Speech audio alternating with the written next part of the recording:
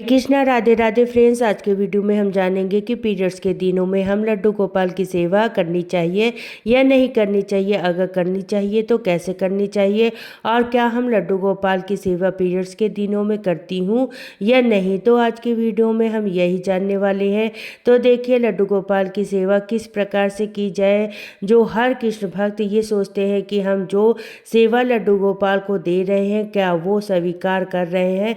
हर परिस्थिति में लड्डू गोपाल की सेवा करते हैं, लड्डू गोपाल को खुश करना चाहते हैं और सेवा करने वाले को कोई दोष नहीं लगेगा। यानी भक्त का कहना होता है कि पीरियड्स के दिनों में जब हम लड्डू गोपाल की सेवा अगर करेंगे तो क्या हम उनकी पूजा सेवा से कोई दोष तो नहीं लगेगा। और जो लड्डू गोपाल की सेवा में जो पाप होने का भय होता है वो भक्तों को लड्डू गोपाल की सेवा करने नहीं देना चाहते हैं।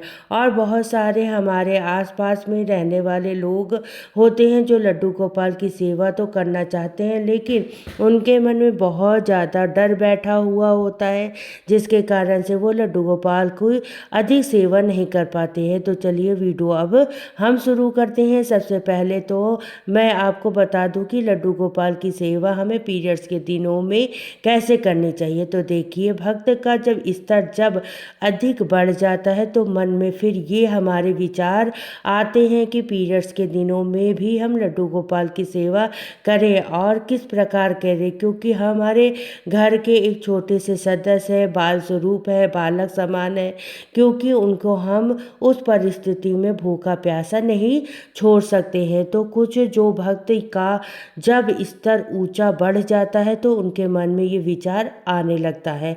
और शास्त्र क्या कहते हैं कि लड्डू गोपाल की सेवा कैसे पीरियड्स के दिनों में करनी चाहिए या नहीं करनी चाहिए, इस बात पे भी हम चर्चा करेंगे। तो देखिए, अगर हम पीरियड्स के दिनों में लड्डू गोपाल की सेवा करते हैं तो हम किस प्रकार से करनी चाहिए। सुबह सवेरे लड्डू गोपाल को आप जगा लीजिए और स्नान कराइए और उन्हें सुंदर सा हमें श्रृंगार कर देंगे। लेकिन हमें धूप दीप अगरबत्ती जो भी आप जलाते हैं पूजा सेवा करेंगे, और तुलसी की जो लकड़ी का आप दीपक कुछ भी नहीं जलाना है, वो सब हमें बिल्कुल भी नहीं करना है। सिर्फ हम लड्डू गोपाल को जगा लेंगे, उनको दूध का भोग लगा देंगे। अगर आप जल पिलाती हैं तो जल पिला दीजिएगा और स्नान कराने के बाद सिंहासन पर आप विराजमान कर दीजिएगा। और जो भी आपने घर में पकाया है शुद्ध सात्विक भोजन या जिस चीज़ का भी आप भोग लगाते हैं तो उनका आप ठाकुर जी को भोग लगा देंगे उन दिनों में, ठीक है। उसके बाद में ठाकुर जी की पूजा आरती नहीं करनी है और ना ही सूर्य भगवान को जल चढ़ाना होता है। इतनी ही सेवा हमें ठाकुर जी की करनी होती है। अगर आप दोपहर में भोग लगाते हैं तो दोपहर में भी भोग लगा देंगे, लेकिन जब भी हम लड्डू गोपाल जी के पास जाएं तो हमारे शरीर को हम शुद्ध करेंगे, जल के छींटे लगाएंगे। और जब भी आप टॉयलेट जाएंगे तो हमें पानी इस्तेमाल करना होता है। तो ये सब चीज़ें का हमें ध्यान रखना होता है और मुँह हाथ धोकर ही ठाकुर जी के पास जाएंगे। उसके बाद जब रात्र का समय आएगा तो आपको रात्रि के समय भी ठाकुर जी की पूजा आरती नहीं करनी है। जो भी आप भोग लगाते हैं, भोग पकाया है, उनका आप भोग लगा देंगे ठाकुर जी को और रात्रि को दूध का भोग लगाकर रात्रि को शयन करा देंगे। तो ये चीज़ें आपको ठाकुर जी की उन दिनों में आप सेवा करें। दूसरा, जिनके मन में ये विचार आता है कि हम तो अशुद्ध हैं, उन अशुद्धियों के दिनों में हम ठाकुर जी को स्पर्श नहीं कर सकते हैं, तो वो लोग ठाकुर जी को मानसिक सेवा कर सकते हैं।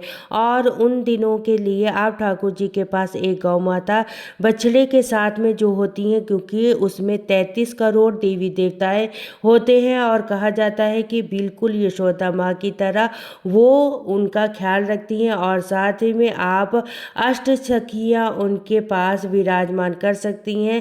चाहे तो आप गाय माता का भी चित्रपट भी आप उनके पास रख सकती हैं। अगर आपके पास मूर्ति नहीं है तो मानसिक सेवा कैसे की जाती है। तो देखिए, मन से की गई सेवा मानसिक सेवा कहलाती है और ठाकुर जी हमारे वो सेवा स्वीकार भी करते हैं कि उन दिनों में, क्योंकि ठाकुर जी को हर परिस्थिति का पता रहता है, तो इसलिए आप अपने मन में ये सब विचार ना लाइए कि हमें उन दिनों में सेवा नहीं कर पा रहे हैं।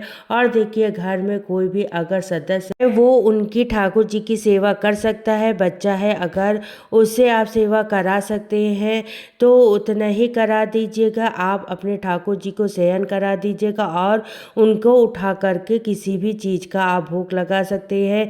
हमारे घर में बहुत सारी ऐसी चीज़ें रहती है जिनका भोग हम ठाकुर जी को लगा सकते हैं, उतनी सेवा कर दीजिएगा। अगर आपका बच्चा छोटा है अगर तो आप स्नान वगैरह ना करा पाइएगा, अगर आपका बच्चा छोटा है तो कोई दिक्कत वाली बात नहीं है।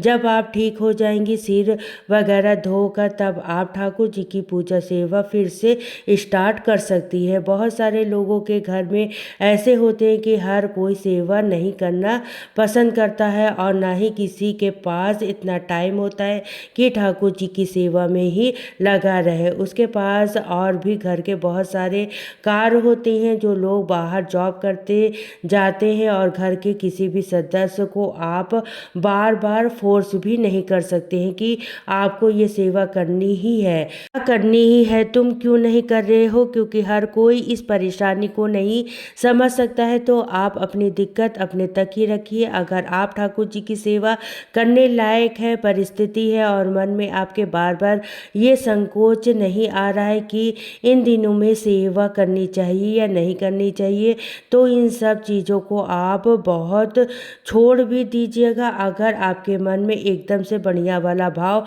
आ रहा है कि मैं तो अब ठाकुर जी की इन दिनों में भी सेवा करूंगी और फिर आगे भी नहीं छोड़ूंगी इन दिनों में सेवा करना, तब आप ये डिसीजन ले। और अब बात आती है क्या मैं इन दिनों में ठाकुर जी की सेवा करती हूँ या नहीं करती हूँ। तो देखिए, मैं अगर अपनी बात करूँ तो मैं इन दिनों में ठाकुर जी की सेवा नहीं करती हूँ और ना ही हम शास्त्र इजाज़त देता है कि इस बात का कि हमें ठाकुर जी की सेवा पीरियड्स के दिनों में करनी चाहिए। हाँ, एक तरीका है। मेरे घर में जो बच्चे हैं, बच्चों को सुबह लड्डू गोपाल को से जगवा देती हूँ। जो भी मेरे घर में चीज़ें होती हैं उनका भोग लगवा देती हूँ और बच्चे जब स्कूल से आ जाते हैं तो फिर से ठाकुर जी को भोग लगवा देती हूँ और रात में लड्डू गोपाल को दूध का भोग लगाकर उन्हें शयन करा देती हूँ। इतनी सेवा मैं बच्चों से करवा देती हूँ और हस्बैंड को कभी टाइम होता है तो स्नान वगैरह करा देते हैं। बच्चों से मैं स्नान वगैरह नहीं करा देती हूँ क्योंकि मुझे डर लगता है उसे किसी दिन हाथ से छूट जाएंगे तो मेरी जान ऊपर की ऊपर रह जाएगी, सांस अटक जाएगी। तो इसलिए ये सब चीज़ें मैं नहीं फॉलो कराती हूँ। बच्चों से उतना ही सेवा करा देती हूँ जितना आप कर पाएँ।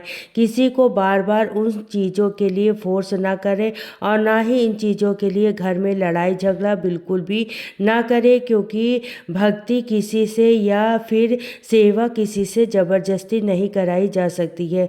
जब तक उस व्यक्ति का स्वयं का मन नहीं होगा, तब तक स्वयं के मन से भाव नहीं आएंगे, तब तक वो सेवा नहीं कर सकते हैं। तो मैं उन दिनों में ठाकुर जी की सेवा नहीं करती हूँ। सिर्फ जब स्नान करती हूँ तो मैं नाम जाप कर लेती हूँ और मेरे पास जाप काउंटर है, उसी से मैं नाम जाप करती हूँ। और जो भी घर के कार्य करते हैं उन्हें हम भगवान का स्मरण करते रहते हैं। उनको बार बार जाकर अपने ठाकुर जी को देखती हूँ, निहारती हूँ, दर्शन करती हूँ। बस ये मेरी रूटीन रहती है। और अगर अब भी आपके समझ में नहीं आया हो तो आप मुझे कमेंट द्वारा अपने सवाल पूछ सकते हैं, क्योंकि हर व्यक्ति को अलग अलग परेशानियाँ होती हैं, अलग अलग समस्याएं होती हैं। वीडियो में दी गई जानकारी आप लोगों को अच्छी लगी हो तो प्लीज़ वीडियो को लाइक ज़रूर करिएगा, साथ ही मेरे चैनल को सब्सक्राइब